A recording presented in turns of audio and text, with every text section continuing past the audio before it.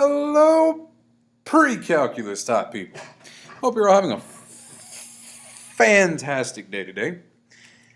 I'm going to do something very dangerous today. I'm going to do math with a pen. Why a pen? Well, frankly, because I don't have a pencil. I don't know what happened to all my pencils, but they're gone. Let's get dangerous.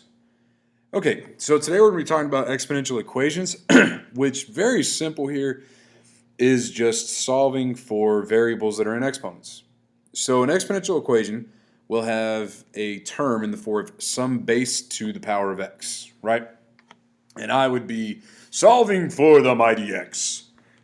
Exponential equations can sometimes be solved using the laws of exponents.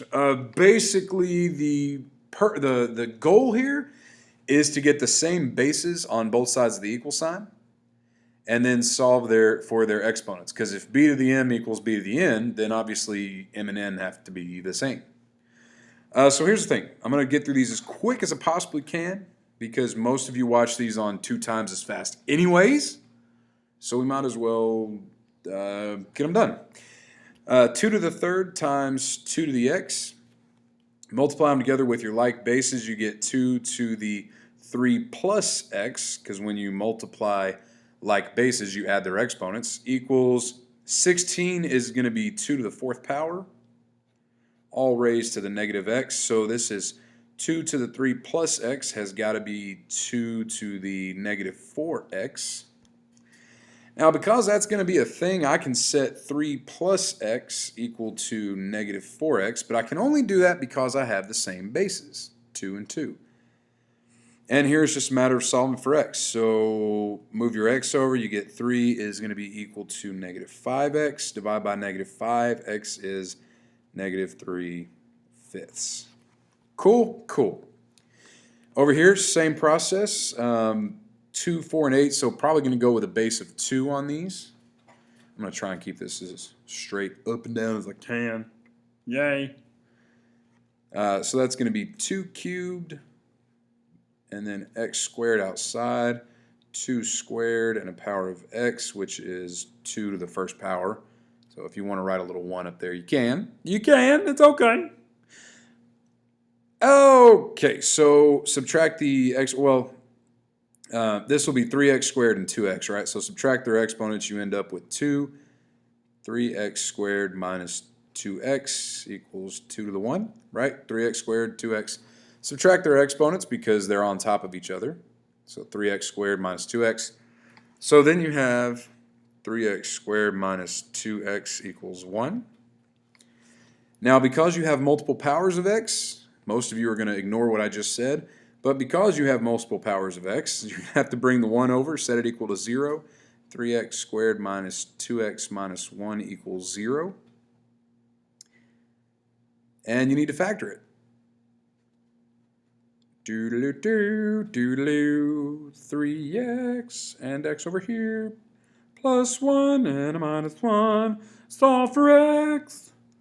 So we'll have 3x plus 1 equals 0 and x minus 1 equals 0. So this one will be x equals negative 1/3 and x equals 1. So your answer solution is going to be these 2 numbers. So you have 2 answers for that one.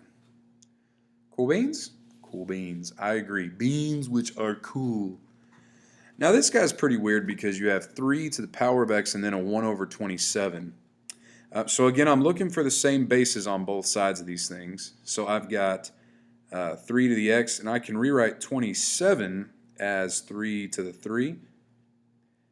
So 3 to the x is going to be 3 to the negative 3.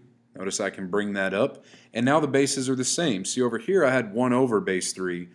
I don't want that.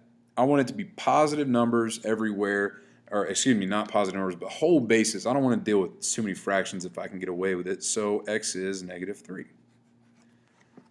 Franks and beans.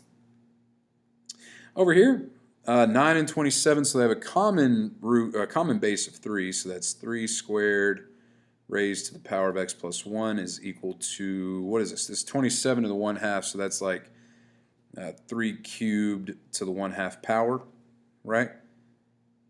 27 is 3 cubed, and that square root is a power of 1/2. So this will be 3 to the 2x plus 2 is equal to 3 to the 3/2 if you multiply them together. So that's going to be 2x plus 2 equals 3/2.